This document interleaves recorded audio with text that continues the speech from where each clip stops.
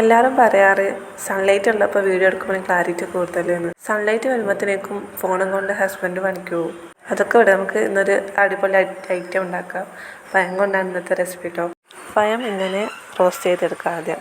പിന്നെ ഒരു ബാറ്റർ തയ്യാറാക്കാം. മൈദ, പഞ്ചസാര, ഉപ്പ്, ഒരു മുട്ട, ആവശ്യത്തിന് പാലൊഴിച്ച് ഒരു ബാറ്റർ തയ്യാറാക്കാം.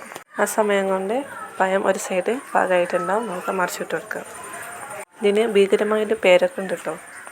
ബട്ടർ വെച്ച് ചെയ്യുന്നത് കണ്ട. എൻ്റെ കയ്യിൽ നെയ്യായിട്ടുണ്ടായിരുന്നു. ഞാൻ നെയ്യ് ഉപയോഗിച്ചാണ് ചെയ്തത്. ആ പാനിൽ തന്നെ ബാറ്റർ വെച്ച് പെട്ടെന്ന് തന്നെ കുക്കായി കിട്ടുന്നതുകൊണ്ട് ബാറ്റർ വെച്ച ഉടനെ തന്നെ പഴം അതിൻ്റെ മേലെ ഇങ്ങനെ വെച്ച് കൊടുക്കാം.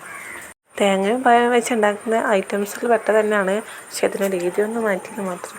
അടിപൊളി ടേസ്റ്റാണ് കേട്ടോ. കുട്ടികൾക്കൊക്കെ ഉണ്ടാക്കി കൊടുക്കാൻ വേണ്ടിയ ബെസ്റ്റ് ഒരു ഐറ്റമാണ്.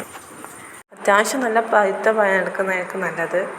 അതുപോലെ തിന്നായി നല്ല കട്ടി കുറച്ചിട്ട് വേണം അത് അരിഞ്ഞെടുക്കാൻ കേട്ടോ.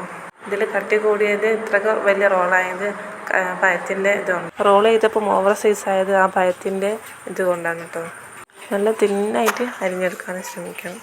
ബനാന ബൂസ്റ്റ് റോൾ എന്നാണ് ഇതിൻ്റെ പേര്. അങ്ങനെയാണ് എന്നോട് വീഡിയോയിൽ കണ്ടത്. മസ്റ്റ് ട്രൈ എന്ന് തന്നെ പറയാം. അടിപൊളിയായിട്ടാണ്.